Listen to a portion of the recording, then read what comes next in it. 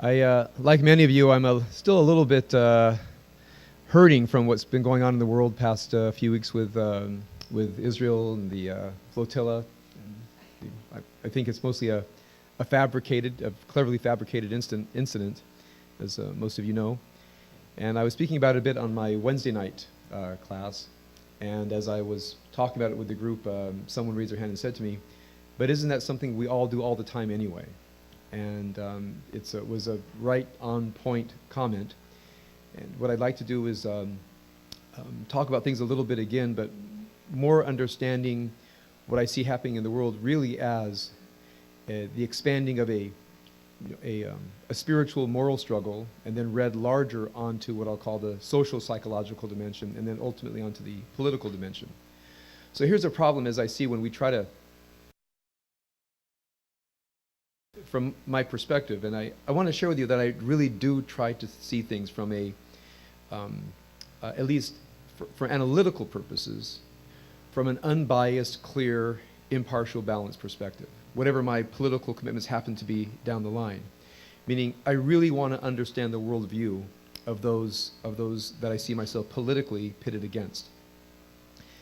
So, first of all, when I think about human beings, the human condition, I'll start big and then I'll laser in. I think there are some people who, if I can, for a moment just divide all of us into two basic groups with, of course, most of us in the middle. There's a basic group that really does seek what I will call stability, compromise, a group who seeks coexistence, a group who seeks to try to find out where we can find a middle ground and live together. I think by temperament, and I know it's shaped by culture, shaped by worldview, but also it might be a part of our temperament. And I know that there are others that have just a much more restless spirit. I mean, there's something in them that intrinsically is vigilant for what is wrong with another person, what is wrong with the world, maybe what is wrong with themselves.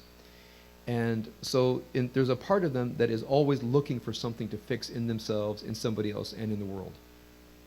Oftentimes, I think the people who are on the more looking for stability, coexistence, and compromise, I think sometimes their focus is more on what I would call freedom. You've heard me talk about this before, meaning, let me find my own path in the world.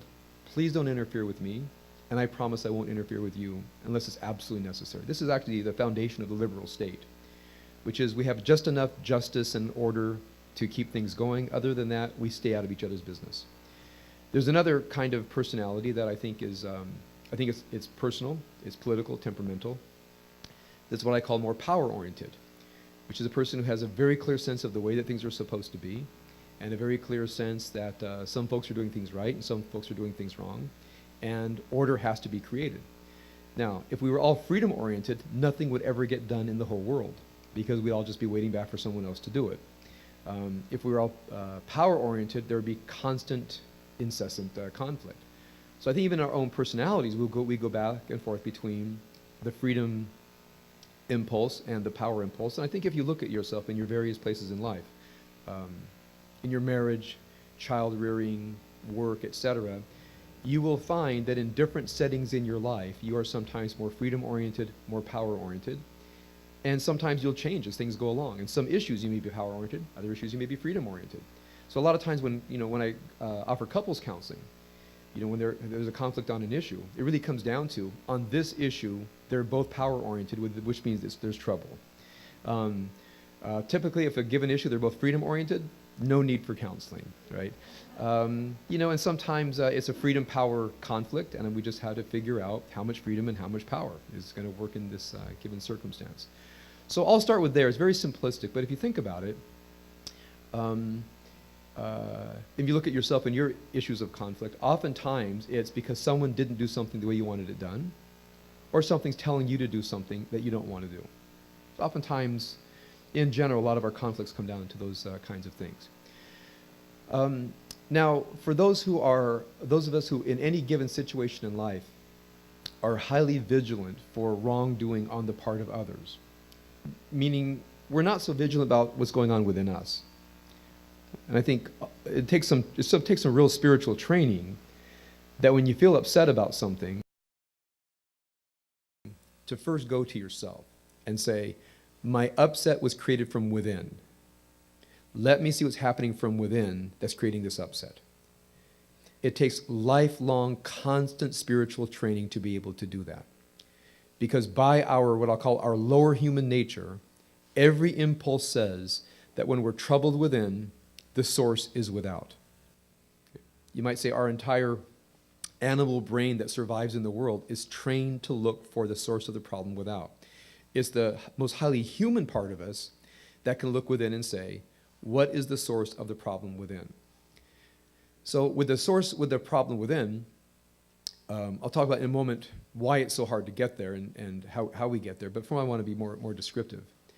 I think both interpersonally, social, psychologically, and politically, what I'll call the animal brain, our lower self, tends to function on, I'm going to mention three things now that I think are relevant to our spiritual lives and our political lives.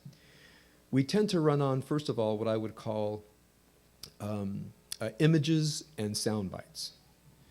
Now, when I say images and sound bites, sometimes let's say you're having an argument with a spouse, and in the context of the argument, they will say one thing that you then latch onto.